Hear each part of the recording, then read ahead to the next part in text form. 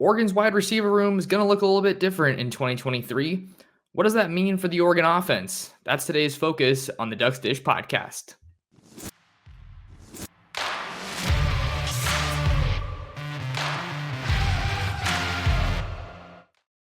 Oregon fans, what's going on? How's everybody doing? Thanks for tuning in to another episode of the Ducks Dish podcast. Just in case you're new here, I'm your host, Max Torres, publisher and lead editor of Ducks Digest, covering the Oregon Ducks on Fan Nation, part of the Sports Illustrated Network. Thanks for taking some time out of your day to tune into another episode of the Ducks Dish podcast. Make sure to like, comment, and subscribe wherever you're listening or wherever you're viewing today's episode. You can find me on YouTube at Oregon Football Max Torres and on Twitter at mtorresports. So in today's episode, we are talking about the wide receiver room, and more specifically, we are talking about Traeshon Holden, the former Alabama wide receiver. The big news coming out on Wednesday, February 15th, that Holden was arrested according to Lane County public records. He was arrested on 3 charges. The charges listed were coercion, menacing, and unlawful use of a weapon. Again, that coming from Lane County records.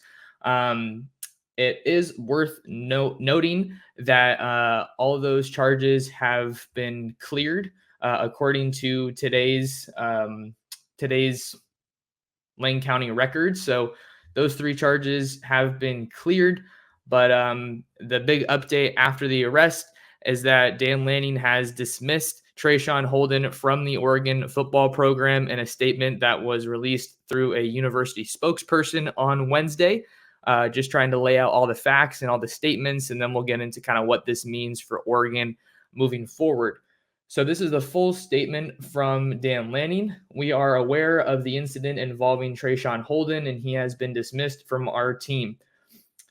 We have high standards for the student athletes, coaches, and staff in our football program, and we are disappointed when these standards are not met.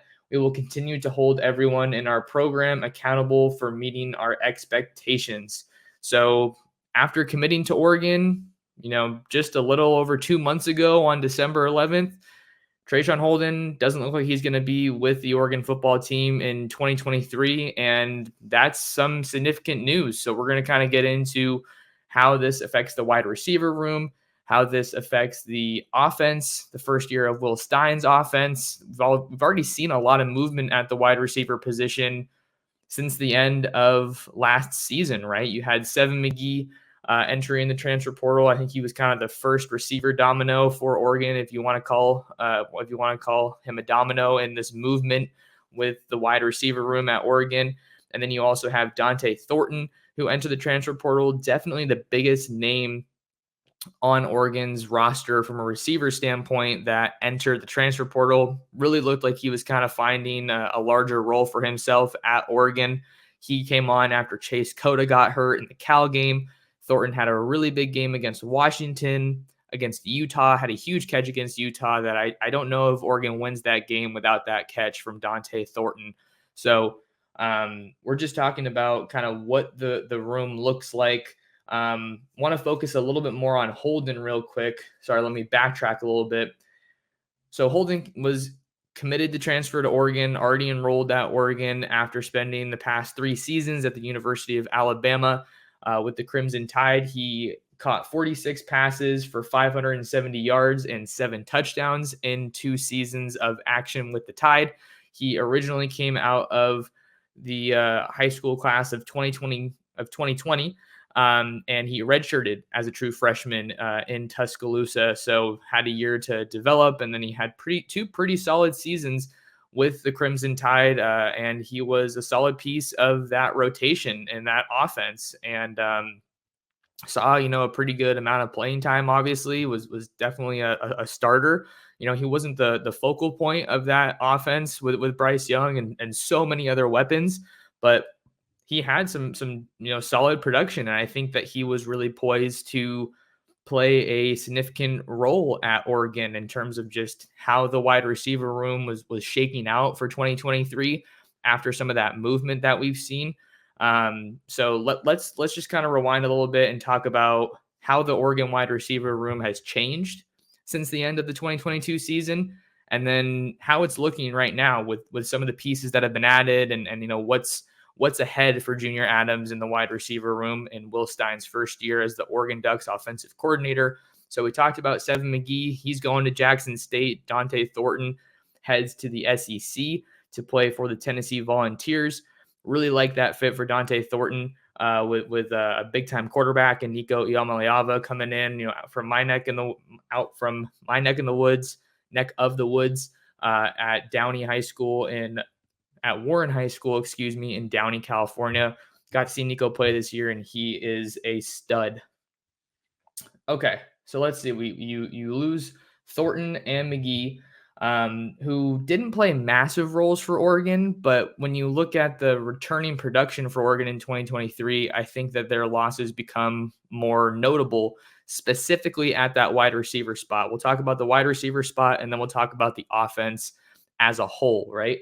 So you lose those two guys. And then you also lose Chase Cota, who was the number 2 wide receiver for Oregon a year ago. Veteran guy, comes back to his home state of Oregon after transferring from UCLA to finish out his college career. Had a pretty solid season. Like I said, the number 2 wide receiver for Oregon in 2022, finished 10 games, 36 catches for 497 yards and 3 touchdowns. So I think that was definitely some solid production for Chase Cota. I think that maybe you expected a little bit more out of him. But I think part of that was because Troy Franklin was just so strong last year. Troy Franklin comes back to Eugene in 2023 for his 3rd year of college football. And 2021, he kind of broke into the starting lineup late when Mario Cristobal was still the head coach at Oregon. And then in 2022, he just really took it up a notch. And I think that wasn't much of a surprise because in 2021, you had a run-heavy offense, lots of screens, lots of short passes, lots of checkdowns with Anthony Brown at quarterback and Mario Cristobal, having a pretty strong control of that offense, right? That's no secret at this point, even though Joe Moorhead was the offensive coordinator. But Troy Franklin was pretty limited as a true freshman, even though he was clearly talented enough to find the field, to see the field with a wide receiver room that was pretty loaded, pretty stacked with experience. Got Johnny Johnson, Devin Williams, Jalen Redd all on the team back in 2021. And then in 2022, it's like you just took it up a whole nother level with Troy Franklin. He finished the year as Oregon's leading wide receiver. In 13 games of action, Troy Franklin caught 61 passes, 891 yards receiving, and 9 touchdowns. All of those were a team high. And then another team high averaged 68.54 yards per game. I'd say my favorite memory of Troy Franklin from last year was the huge deep catch against BYU where Autzen just roared so loud. And I feel like that sound really kind of encapsulated that the deep ball, that the vertical passing attack had been something that this Oregon fan base and this Oregon football program had been missing for so long. And it looks like it's definitely back, at least if we're going off of last year. So you get Troy Franklin back. That's still there. You lose Chase Cota, who was one of your best wide receivers. And then you saw some more movement within the transfer portal, right? You saw Caleb Chapman hit the transfer portal. If you remember, he transferred from Texas A&M, but really couldn't find the field at Oregon. Had a fairly long injury history before he came to Oregon when he was out at College Station playing for the Aggies. You also have Isaiah Crocker, a veteran wide receiver. He entered the transfer portal after coming to Oregon in the class of 2018, I want to say, out of Northern California in that Sacramento area. And then you had Isaiah Brevard, an All-American wide receiver from the South. I want to say he was right on the border of Tennessee and Mississippi, but I think that he was from Tennessee. I want to say South Haven High School, if that is correct. So you lose a lot of bodies at the wide receiver position. That's, pretty much the easiest way to say it. And I think that it wasn't a huge surprise to see Dante Thornton leave because you saw how talented he was, but he really didn't get that much of a role until Chase Cota got hurt. So, you can let me know how you feel in the comments, comparing, Dante Thornton to Chase Cota, but obviously the coaching staff favored Chase Cota in that role. So, that kind of just led to Dante Thornton being more of a rotational piece. And then you also have Chris Hudson. Chris Hudson had a really solid year, and it feels like he's kind of coming into his own the more and more snaps that he plays, the more big time matchups that he gets to have as a wide receiver at the University of Oregon. He was the number 3 wide receiver on this team. Chris Hudson was from last year, 44 catches for 472 yards. That was number 3 on the team in both categories. But he ultimately wasn't able to. He was actually number 2 on the team. I'm sorry. That was 44 catches, was number 2 behind Troy Franklin's 61. So, he's clearly doing a good job with that volume. And I think he's definitely a shifty playmaker kind of a guy, definitely real technical, not super imposing from a physical standpoint. But I think that last year showed you that Chris Hudson is well on his way to, stepping into his own more and getting more comfortable as a wide receiver at the University of Oregon.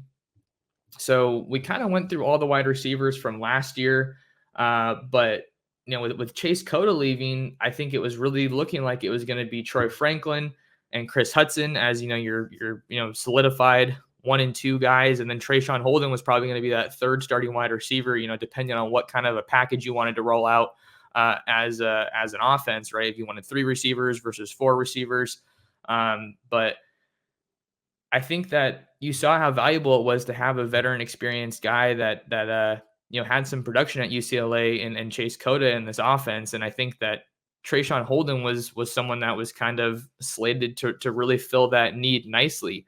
And I want to be clear, I don't think that Traeshon Holden was, a player that Oregon desperately needed per se at the wide receiver spot. You have some encouraging young guys I'm going to talk about as well in that wide receiver room, but after you lose Chase Cota, I think that it would have definitely elevated the floor of the offense if you had another veteran guy that you could kind of just more or less use as a plug and play, and then you can kind of develop some of those younger guys a little bit more comfortably or a little bit more slowly. You never want to be in a position, I think, regardless of what spot you're talking about on the field, you never want to be in a position where you're playing young guys, in some cases, in some instances, true freshmen, out of necessity. I think from my point of view, I think you want to be playing those true freshmen because they're better than some of your other players you have. So, I mean, that was the case a little bit with Troy Franklin when he saw the field as a true freshman at wide receiver, but there haven't been a whole lot of guys at wide receiver for Oregon that have pushed for early playing time that like in that same sense, right? Johnny Johnson saw some good time as a wide receiver early on in his Oregon career, but I think that was more so out of necessity than it was, he was just that much better than everybody else in the wide receiver room. But Oregon's wide receiver room has changed pretty dramatically, over the past couple seasons, right? You look at the job that Brian McClendon did when he was a recruiter on the Oregon staff before he followed Mario Cristobal to Miami and eventually ended up leaving Coral Gables to go back to Athens and join Kirby Smart's staff at the University of Georgia. He was a phenomenal recruiter for Oregon, right? He got guys like Troy Franklin and Dante Thornton and Isaiah Brevard, 3 high school All-Americans in one class. That was one of the most talented wide receiver hauls that Oregon has had in quite some time. And then Junior Adams comes in as a wide receiver coach, comes over from Washington, some decent experience at Washington, Eastern Kentucky, also at Eastern Washington when he was coaching Cooper Kupp before he got to the NFL. Junior Adams comes in, and there really isn't much of a drop-off at all, I would say, in that wide receiver recruiting class. I think that you lose, one of your best recruiters with McClendon, and you lost some really talented wide receivers in that 2022 recruiting class, right? Let's just take a look at some of those receivers that Oregon had committed in 2022. You had Tetairoa McMillan from Servite High School out here in Anaheim, California in the Trinity League. I want to say he was a California Gatorade Player of the Year, absolute stud. He ends up at Arizona after the coaching transition. And you had Isaiah Satenia from Arkansas, from Fayetteville, one of the fastest wide receivers in the country. He was committed. You were also going after Darius Clemens, a really talented wide receiver from the state of Oregon, Westview High School. But that class really changed quite a bit after that coaching transition, as you would expect, right? And then Junior Adams got hired, and he was able to really get to work pretty quickly. I think the big success story in the 2022 class has to be Kyler Casper out of the state of Arizona, 6'6", right around the 200-pound mark. He was a class of 2023 guy that reclassified to 2022. So you have a guy that gets to Oregon. There was a lot of hype around him, a lot of excitement, and understandably so. But he ultimately ends up utilizing a red shirt, and doesn't see the field a whole bunch as a true freshman. But now you look ahead to next year and what the right wide receiver spot looks like now. You know, you don't want to find yourself in this situation where you have to dismiss a player, right? Especially a guy that looked like he was going to be a key piece. But fortunately for Oregon, the cupboard isn't bare. I think that's the biggest point that I'm getting at, is that the cupboard is not bare for Junior Adams and the rest of this offensive staff, because you have a guy like a Kyler Casper, who was an All-American, caliber player coming out of high school. He's had a whole year in that Oregon offense, adjusting to the college level and just being a student athlete at the college level.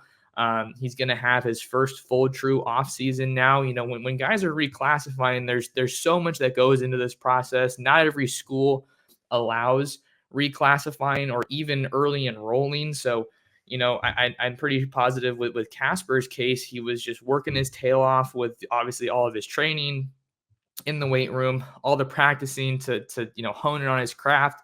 And then you got to factor in all of the schoolwork that comes with that. And oftentimes it's a lot of classes, a lot of credits in a short amount of time. So I wrote a story the other day about maybe Kyler Casper could be Oregon's breakout wide receiver in 2023. I think it's fair to say that Troy Franklin was that guy in 2022, for Oregon. But Kyler Casper is not only the tallest wide receiver in that room, he might be the most athletic. But that those are two things that definitely help you find the field, but you also have to be, technically sound. You gotta be a good route runner. You gotta have a good feel for the game, that football IQ. So all that isn't necessarily going to lead to him finding the field a lot more in 2023, but I think that it absolutely bodes a little bit better for him to ultimately find the field sooner rather than later in the 2023 season, now that he's gotten more adjusted to the college level, and he looks like he could definitely be poised to take a bigger step in his development.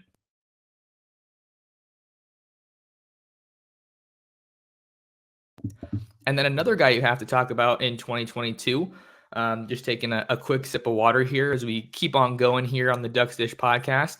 Oregon was able to get Justice Lowe from the Lake Oswego area.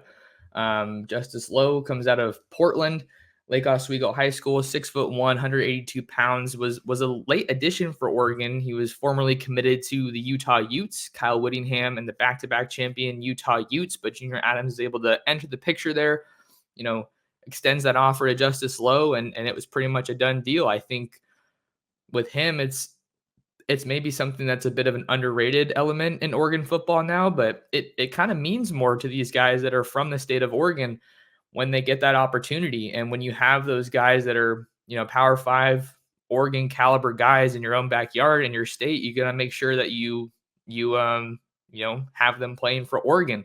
You don't want them playing for Utah when you have to go face them, and what's becoming a very, very good rivalry between Oregon and Utah. So Kyler Casper, Justice Lowe, two guys from the 2022 class that could potentially be carving out more significant roles in the Oregon offense now that Traeshon Holden has been dismissed from the program.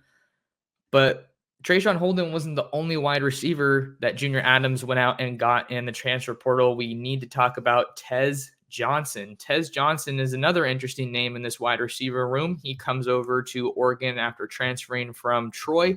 He's already enrolled at the university, so he's wasted no time getting acclimated to Eugene and getting in the weight training program with Wilson Love and the rest of the strength and conditioning staff. And I think that's particularly important for Tez Johnson because he definitely has a slight frame, right? 5'10", right around 150 pounds. So definitely, more of a speed, fast twitch guy than, a 50-50 ball that's going to win a lot of contested passes. I think that Tez Johnson is kind of a guy that looks like he projects to be, more of a slot receiver, kind of a similar role to that of Chris Hudson. So, but I also think he's kind of a little bit of a under the radar, underrated addition to this wide receiver room for Oregon in 2023. Not only was he one of the highest graded PFF college football wide receivers last year, but with him, if you haven't already heard the story of him being Bo Nix's adopted brother, they played a lot of football together out in Pinson, Alabama during their high school days. So they have that chemistry, they have that connection. So maybe with Traeshon Holden's dismissal, we see a guy like Tez Johnson have a more significant role for this offense in 2023. Let's see what else. What else do I have here? I think so. Yeah, we've talked about the wide receiver. I mean, I think we've covered a lot of wide receivers, the guys that are already there. There's two more guys that we need to talk about because Oregon signed a pair of really, really talented high school recruits at the wide receiver position in 2023. We'll start off with Ashton Cozart, who's already enrolled at Oregon, coming out of Marcus High School in Flower Mound, Texas. He's no slouch in his own right. He comes to Oregon as an Under Armour All-American, a guy who was fairly consistently rated and ranked throughout the high school recruiting cycle, but I think he, for the most part, saw his stock increase. He's originally from the Pacific Northwest, moved out to Texas, and I think that's really only going to help serve his game to help him elevate going against all that star-studded talent out in the Lone Star State. That's definitely something that you want to do. Iron sharpens iron kind of a deal. But I want to say he's right in the neighborhood of 6'2", so he's definitely got some good length on his side as a true freshman at Oregon. He already enrolled, kind of did that standard deal that a lot of these high school recruits do. They go out and play in their All-American Bowl, and then once the bowl game's over, they are on a plane to their school of choice.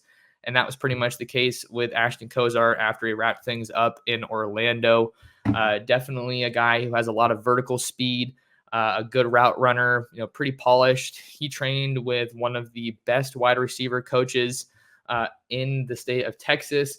I'm actually going to see if I can look him up right now. So his name, the wide receiver trainer, his name is Margin Hooks. And he trained a lot of really talented wide receivers, over a span of years, right? Over a number of years. But Hooks, with the 2023 class, you have him working with Cozart. And then he also trained Jonte Cook out of DeSoto High School, one of the top receivers in the country, had Oregon in his top three at one point, along with Texas and Michigan. But Jonte Cook trained under Margin Hooks, and he was one of the best wide receivers in the state at DeSoto. So Cozart, you got to think about the guys that he's surrounding himself with. He's training with one of the best coaches in Texas, training with some really, really talented wide receivers. So I think that he is someone that maybe doesn't project to start as a true freshman, but I think he's someone that could find his way onto the field and make the most out of those 4 games in that redshirt rule if the staff chooses to redshirt him in 2023. And then the other wide receiver that everybody wants to talk about and that you absolutely have to mention is Jurion Dickey, the 5-star wide receiver that Oregon signed in the 2023 class, the only 5-star caliber guy that the 5-star recruit that Oregon signed in 2023. Dickey is as good as you will find in any wide receiver. The only guy he finished behind was Las Vegas Bishop Gorman wide receiver Zachariah Branch, who's headed to USC. You see Lincoln Riley getting guys like that, and that's why Dan Lanning's getting guys like Roderick Pleasant and Dalen Austin from the high school ranks out here in Southern California. But Jurion's a special talent, 6'2", 6'3", 210, 215 pounds. He's a physical, imposing guy, and he's someone that I think the expectation is, we have to see when he gets to campus that he could possibly enroll early in time for spring football. But I think the expectation is for the most part with Jurion Dickey is that he's going to be a guy that can start right away, or at least be on the field with getting meaningful snaps as a true freshman. And I think he's someone that ultimately has the billing and the skill set coming to the college level to be a guy who goes 3 and out, who only needs 3 years of college football to ultimately get himself to the next level. So I think that's huge. Jurion's going to be a big part of this Oregon offense, I think, if not in 2023, certainly during some portion of his college football career. So we've talked a lot on this show about the way that the Oregon wide receiver room has changed, and we talked about the guys that left, the guys that are coming in. So the cupboard is far from bare. Just had a couple more points I wanted to get to on this episode. Make sure you have liked the video and subscribed to the channel while you're at it if you haven't already. So I think in terms of Holden's dismissal, it really changes the wide receiver room specifically, just because you don't have a lot of returning production at the receiver spot specifically. And it always helps to have a veteran that is kind of a plug and play type of guy. And I think that's what Holden ultimately, was on track to be. But there's still some really good pieces in Oregon's passing game that are returning, right? You have Terrence Ferguson, who established himself as one of the top tight ends in the Pac-12. He's coming back. He comes back after a season in 2022 that saw him catch 32 passes for 391 yards and 5 touchdowns. And then you also have Bucky Irving and Noah Whittington, who were very reliable pass catching options out of the backfield for Oregon when they weren't busy running guys over and dominating the ground game behind one of the best offensive lines in the country. Bucky Irving and Noah Whittington combined for 53 catches and 468 yards. So you have two really capable catching backs, in the passing game that can help you affect things. So I think that that's really good. And then you also have Patrick Herbert and Kenyon Sadiq in that tight end room. Patrick Herbert comes back after battling injury for a lot of his Oregon career. But he was, fortunately for the Ducks, able to stay healthy for pretty much the entirety of the 2022 football season. So he's back. Kenyon Sadiq is another guy that I think is a great pass catching option in your offense.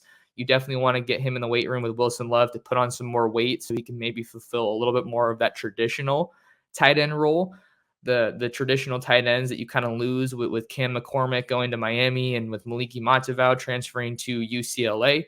I think that those are two notable departures, and Oregon is a little bit thinner than I think they want to be at that tight end spot. So after missing out on some guys in the 2023 class at the tight end position, Jamari Johnson being the most notable one out of Inglewood, he returns to the East Coast. He's originally a New York guy. He's going to be playing for Louisville.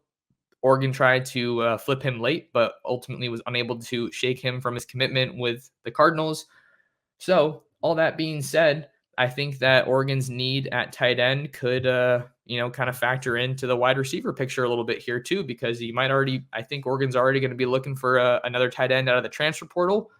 You might as well look at adding a wide receiver out of the transfer portal as well. And there are still a number of talented options.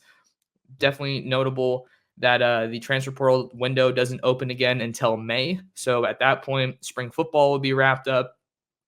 Oregon's going to have a good feel for their wide receivers and how that room shakes out, how they feel like if we have to go into the season with this group, how do we feel about that? But all that to say, I think that Oregon could go to the transfer portal to grab another wide receiver. And there's still a number of good options out there, right? This is a crazy time in college football, and there are still so many guys that are looking for a new home. Some familiar names on the board that could be worth a look. You have Gary Bryant Jr., who is a wide receiver transfer from USC. He played his high school ball at Corona Centennial, one of the Southern California powerhouses. So I think that with him in the transfer portal still, you maybe want to give him a call. I think that Miami and Arizona have looked like some of the options that I think I remember hearing a little bit of buzz about during his time in the transfer portal, although it's probably worth noting that was, a month or so ago.